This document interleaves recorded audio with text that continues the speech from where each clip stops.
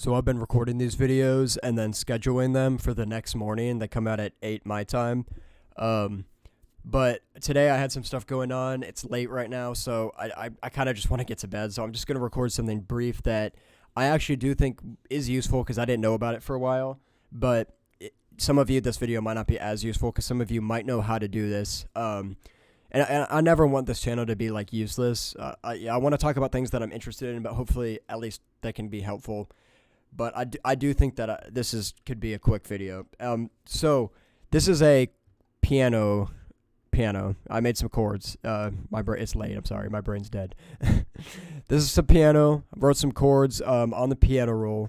And the problem with this, from a realism standpoint, is that this isn't how real piano players play, right? You know, when you're hitting the notes, they're not all happening on a grid perfectly at the exact same time.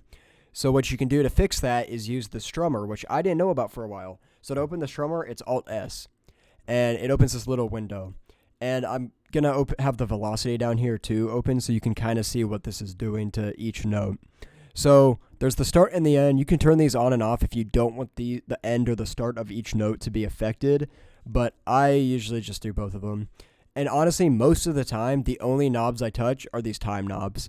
And they do exactly what you'd think. They adjust the notes, other than the bass notes, to a certain strum level, all the way or all the way on the other side.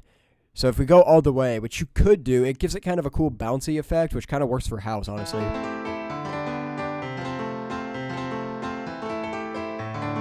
Like, that kind of sounds cool, but if you want to just make it for realism's sake and you don't want to do it that aggressively, you could just do a little bit.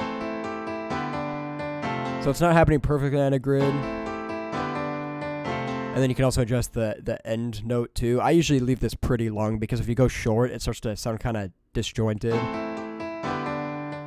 Like, so you can hear the notes actually physically end. So I usually leave it around here. Now these tension knobs just adjust the notes in a different way. I usually don't touch these, but you're free to mess around with them. You can see down here, these adjust these top notes.